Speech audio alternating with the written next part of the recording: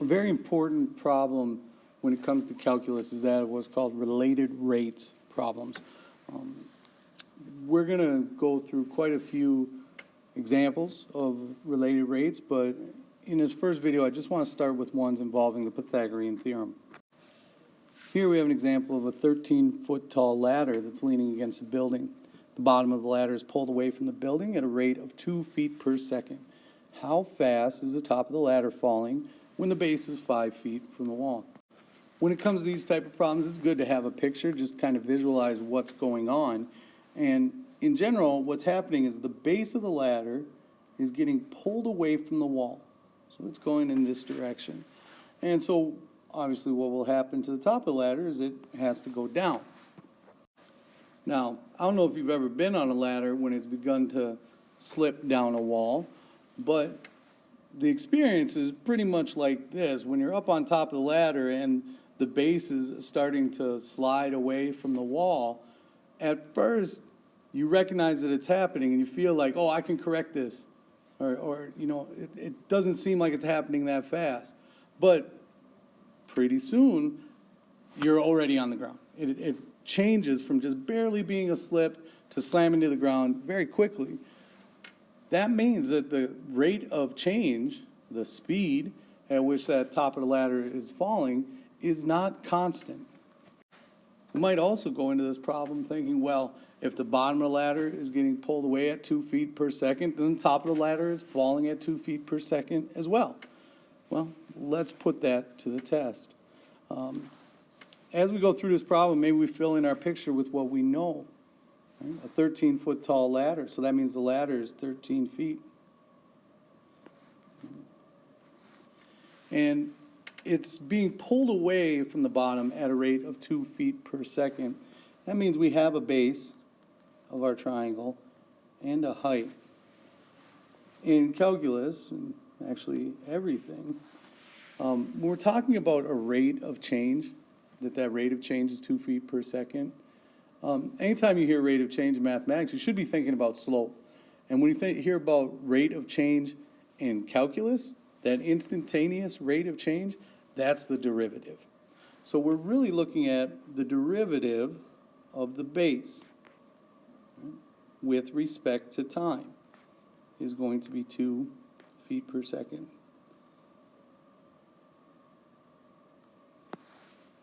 Now, I want to point out this as well, how important units are. That when it comes to our derivative, this dB dt, how the units match up with those differentials. Right? dB is the change in the base. Base is measured in feet. The dt is the change in time, which is measured in seconds. That's why our units are going to be feet per second. But getting back to the question, we're asked how fast is the top of the ladder falling when the base is 5 feet from the wall. So we want to find that speed of the height, that dH dt. That's what we want to find. And we want to find it at a very specific instance when that base is 5 feet. So that's all the information that we have. In order to solve a related rates problem, you initially need some sort of relationship for the situation. And what we see here is that we do have a right triangle. We have the base and the height and this 13, and the hypotenuse there. So of course, with right triangles, we always have Pythagorean theorem. B squared plus h squared is equal to 13 squared. Since we want to find that speed of h, we're going to need to use implicit differentiation here. So we have 2b dB plus 2h dH is equal to 0. Now, normally when we do implicit differentiation, there's this step of rearranging the equation, to get all the dy's on one side and dx's on the other side. Well, we don't even have x's and y's. We got b's and h's. All right, so you maybe are thinking about moving the db's to one side and keeping the dh's on one side and doing all this division. But the reason that we could do that with implicit differentiation was the brilliance of Leibniz in looking at the derivative as a slope, as a ratio of two infinitesimally small quantities, the differentials. Right? We have this infinitesimally small change in the base and this infinitesimally small change in the height. That's represented with dB and dH. But there's also a time aspect that's embedded in the problem, that we're looking at the change over time. So there's also infinitesimally small changes in time, which means we can divide the entire, both sides. As long as we do it to both sides, we can divide by the same quantity, that dt. When we simplify that, we can rewrite it as 2b dB dt plus 2h dH dt is equal to 0.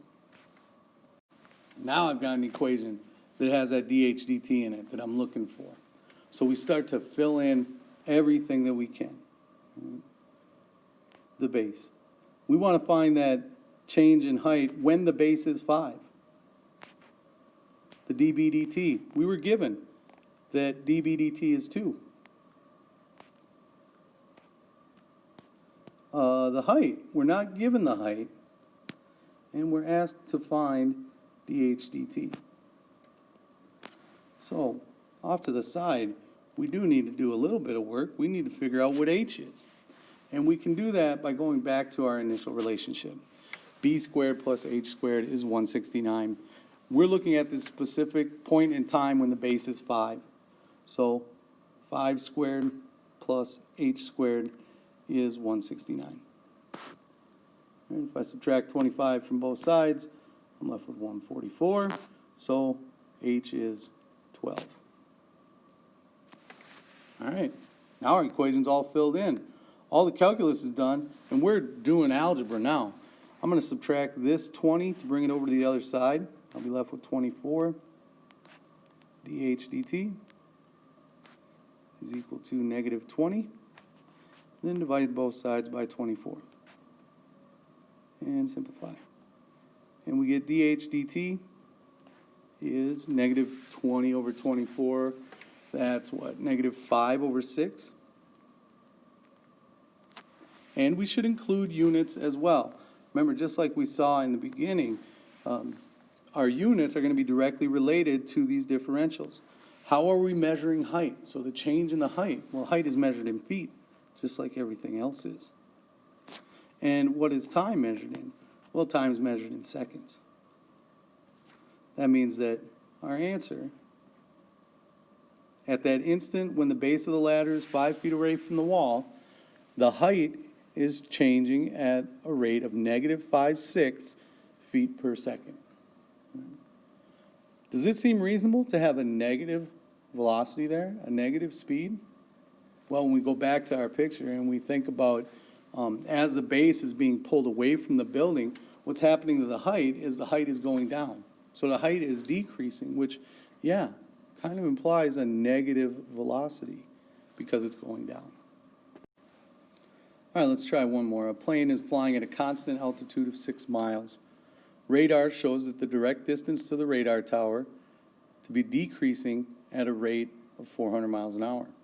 What's the plane's horizontal speed when it's 10 miles away from the radar tower?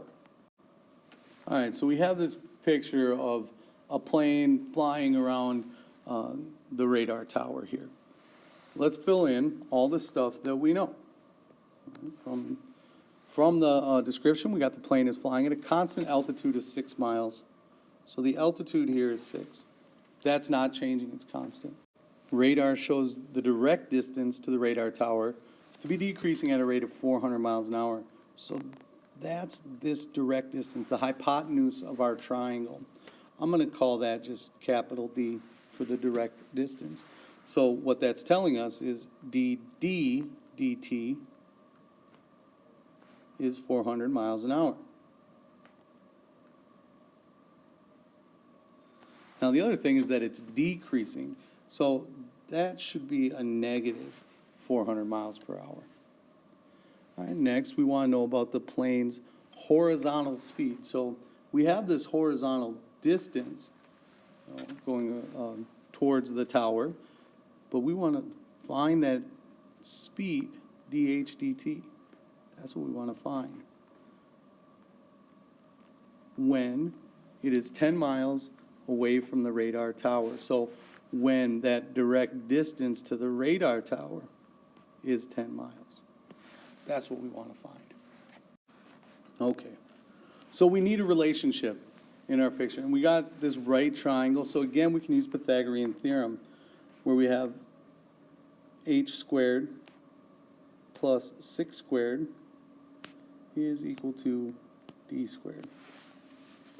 And we can come up with an equation that involves those velocities by using implicit differentiation. So again, 2h dh dt plus 0 is 2d dd dt. And we begin to fill everything in that we can. So we have 2.